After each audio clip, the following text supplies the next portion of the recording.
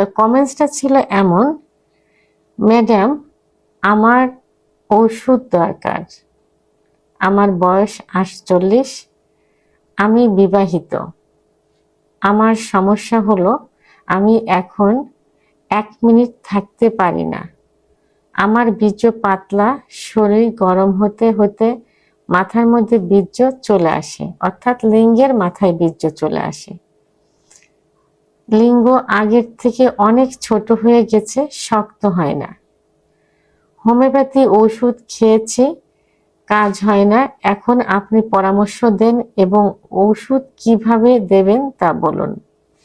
ধন্যবাদ ভাইয়া সুন্দর একটা কমেন্ট করার জন্য।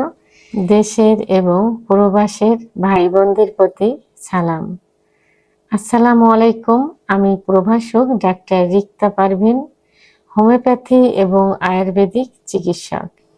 কোনো এক শুভাকাঙ্ক্ষী আজকে আমাকে কমেন্টস করছেন, যে কমেন্টসগুলো অনেকেই করে থাকে এবং যৌন অক্ষমতার রোগীদের একই রকম সমস্যা থেকে থাকে। এই জন্য আজকে কমেন্টসে রিফ্লেক্ট করলাম, সবাই জানতে পারে, বুঝতে পারে। এই জন্য এই শুভাকাঙ্ক্ষী যেভাবে প্রশ্ন করেছেন, জানতে চেয়েছেন, ওষুধ চেয়েছেন, ঠিক একইভাবে অধিকাংশ পুরুষই আমাকে কমেন্ট করে থাকে, জানতে চায় এবং ওষুধ নিতে চায়। তো এখন যেটা হলো যে 1 মিনিট থাকে না, বীর্য পাতলা হয়ে গেছে। আসলে যেটা পাতলা হয়ে গেছে, শরীর গরম হতে হতে বীর্য চলে আসে, লিঙ্গ আগের থেকে অনেক ছোট হয়ে গেছে, শক্ত হয় না। বিষয়টি হলো যে এই যে লিঙ্গ ছোট হয়ে গেছে এবং শক্ত হয় না, এটার কারণ হলো লিঙ্গের মধ্যে কিন্তু কোনো হাড় নেই, আছে শুধু মাংস এবং রক্তনালী। এই রক্তনালীর ভিতর দিয়ে যত রক্ত চলাচল করবে, লিঙ্গ তত বড় হবে, মোটা হবে, শক্ত হবে। তো এখন যৌবনের শুরুতে এই পুরুষেরা অর্থাৎ যুবকেরা, ছেলেরা হস্তমৈথুন করে থাকে। তো একটা সময় এটা অভ্যাসে পরিণত হয়, ছাড়তে পারে না, তো নেশায় পরিণত হয়ে যায় এবং দীর্ঘদিন ধরে করতে থাকে। তখন কি হয়, লিঙ্গের ভিতর যে রক্তনালী সেটা তো প্রসারিত অবস্থায় থাকে, যার কারণে রক্ত চলাচল করে বা সঞ্চালিত হয়। তো এই হস্তমৈথুন করার কারণে, প্রেসার ক্রিয়েট করে করার কারণে কি হয়, শিরাগুলো সংকুচিত হয়ে যায়, যার কারণে লিঙ্গের ভিতর দিয়ে রক্ত চলাচল করতে বাধাগ্রস্ত হয় এবং সঠিকভাবে রক্ত চলাচল করতে পারে না, যে কারণে লিঙ্গ আস্তে আস্তে ছোট হয়ে যায়, নিস্তেজ হয়ে যায়, চিকন হয়ে যায়। তো অনেক সময় দেখা যায় যে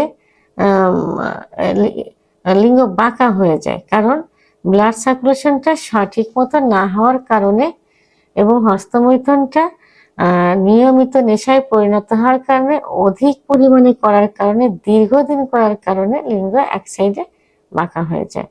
অনেক সময় কিন্তু পেনিস ডিজিজও হয়ে যায়, অর্থাৎ ব্লাড সার্কুলেশন যদি সঠিক মতো না করতে পারে, কোনো কারণে যদি হস্তমৈথুন করতে গিয়ে অথবা যে কোনো কারণে যদি ওখানে লিঙ্গে আঘাত লাগে, তখন সেখানে একটা টিউমার মতো হয়ে যায়, যে কারণে লিঙ্গ রক্ত চলাচল করতে বাধাগ্রস্ত হয়, পেনিস ডিজিজও হয়ে যায়, লিঙ্গ বাঁকা হয়ে যায়। তো এই কারণে লিঙ্গ শক্ত হয় না, বড় হয় না। লিঙ্গ কিন্তু পুরুষের বড় হয় 14 থেকে 18 বছর বয়স পর্যন্ত, আর মোটা হয় 18 থেকে 25 বছর বয়স পর্যন্ত। তো এই সময় যদি হস্তমৈথুন, বিছানায় ঘর্ষণ, সমকামিতা, অতিরিক্ত স্বপ্নদোষ, অতিরিক্ত যৌন মিলন করে থাকে, তাহলে কি হয়, এই লিঙ্গের খর্বতা চলে আসে, ব্লাড সার্কুলেশন কমে যায়, তখন লিঙ্গের উত্থানজনিত সমস্যা হয়, যেটাকে ইংরেজিতে বলে ইরেকটাল ডিসফাংশন। তো এখন এটা সমাধান করতে হলে কি করতে হবে, অবশ্যই যে কারণে সমস্যা হয়েছে কারণগুলো বাদ দিতে হবে। বাদ দিয়ে কিছু খাবার আছে, যেমন দুধ, ডিম, খেজুর, কাজু বাদাম, মধু, ঘি, অর্গানিক নারকেল তেল এবং তরমুজ, ঝিনুক। ঝিনুক যেটা থাকে, ঝিনুকের ভিতরে যে অংশটা থাকে, এটা রান্না করেও খাওয়া যেতে পারে, কাঁচাও খাওয়া যেতে পারে। তো অ্যাসপারাগাস গাছ, এইগুলা খেলে লিঙ্গ ব্লাড সার্কুলেশনটা সঠিক মতো হয়ে যায় এবং পূর্বের অবস্থায় ফিরে আসে। পাশাপাশি অবশ্যই একজন অভিজ্ঞ সম্পন্ন রেজিস্টারকৃত হোমিওপ্যাথি ডাক্তারের শরণাপন্ন হতে হবে একমাত্র হোমিওপ্যাথি চিকিৎসার মাধ্যমে কিন্তু লিঙ্গের পূর্বের অবস্থায় ফিরিয়ে আনা সম্ভব হয়। আরেকটা প্রশ্ন করেছেন যে লিঙ্গ খুব দ্রুত বীর্যপাত হয়ে যায় এবং মানে একটু সবাসে গেলেই খুব দ্রুত লিঙ্গের মাথায় বীর্য চলে আসে। এটাকে কি বলে? প্রিমেচিউর ইজাকুলেশন বা দ্রুত বীর্যপাত। তাই এটা হয়ে থাকে যৌন অক্ষমতা হলে। আর যৌন অক্ষমতা, প্রিমেচিউর ইজাকুলেশন যৌন অক্ষমতার একটা পার্ট। সাধারণত পুরুষের যে সেক্স হরমোন, টেস্টোস্টেরন হরমোন, এই হরমোন যদি কমে যায় তাহলে প্রিমেচিউর ইজাকুলেশন বা দ্রুত বীর্যপাত হয়।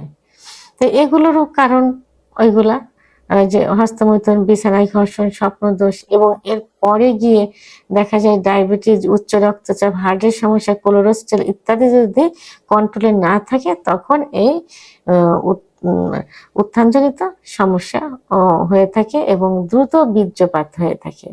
যে শুভাকাঙ্ক্ষী কমেন্টস করছেন ওনার বয়স কিন্তু 48 বছর। সাধারণত 30-এর পরে গিয়ে পুরুষের সেক্স হরমোন কমতে থাকে, তখন যৌন অক্ষমতা চলে আসে। আরেকটা হলো যে একটু চিন্তা ভাবনা করলে, সহবাসে গেলে লিঙ্গের মাথায় বীর্য চলে আসে। অধিকাংশ পুরুষ যখন সেক্স উত্তেজনা আসে নিজেকে কন্ট্রোল করতে পারে না, বেশি এক্সাইটেড হয়ে যায়, যে কারণে দেখা যায় যে স্ত্রীর যোনি স্পর্শ মাত্র, ভিতরে ইন করা মাত্রই দেখা যায় যে বীর্যপাত হয়ে যায়। তাহলে এই এক্সাইটেড হওয়া যাবে না, দ্রুত তাড়াহুড়ো করা যাবে না, আস্তে ধীরে সুন্দরভাবে সহবাসে যাইতে হবে, নিজেকে কন্ট্রোল করতে হবে। কারণ স্ত্রী তো অন্যের না, অন্যের কাছে তো আপনি জানেন, নিজের স্ত্রীর কাছেই তো গেছেন, সে তো আর চলে যাবে না।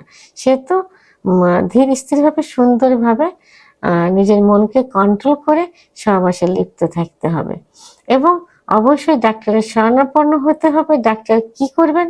কিছু পরীক্ষা দিবেন, যেমন ডায়াবেটিস পরীক্ষা দিবেন, বিশেষ করে হরমোন পরীক্ষা দিবেন। এই হরমোন পরীক্ষা করলে, টেস্টোস্টেরন হরমোন পরীক্ষা করলে বোঝা যাবে যে হরমোনের মাত্রা কত পয়েন্ট আছে। তার উপর ভিত্তি করে চিকিৎসা দিলেই অবশ্যই যৌন অক্ষমতা থেকে বেরিয়ে আসা সম্ভব হবে। আর যৌন অক্ষমতার মধ্যেই কিন্তু দ্রুত বীর্যপাত, উত্থানজনিত সমস্যা, সে তো সমস্যার সমাধান হয়ে যাবে। অবশ্যই পার্শ্ব প্রতিক্রিয়ামুক্ত একজন হোমিওপ্যাথি আয়ুর্বেদিক ডাক্তারের শরণাপন্ন হতে হবে। আর শুভাকাঙ্ক্ষী বলেছেন যে আমি তাকে ওষুধ দিব, কিভাবে দিব? তো যদি আমার চিকিৎসার প্রয়োজন হয়, শুভাকাঙ্ক্ষী সহ অন্যান্য পেশেন্টদের বলছি, যদি আমার চিকিৎসার প্রয়োজন হয়ে থাকে, ভিডিওর স্ক্রিনে লাস্টে 58 নাম্বার আমার হোয়াটসঅ্যাপ নাম্বার, আপনারা হোয়াটসঅ্যাপে আমাকে নক করুন, আমি ইনশাল্লাহ আপনাদের সুন্দর একটা চিকিৎসা দেওয়ার চেষ্টা করব। ভিডিওটি সম্পর্কে যদি কোনো মতামত থেকে থাকে অবশ্যই কমেন্টসের মাধ্যমে জানাবেন। আর ভিডিওটি ভালো লাগলে লাইক, কমেন্ট, সাবস্ক্রাইব করে আমার সঙ্গে থাকুন। আল্লাহ হাফেজ।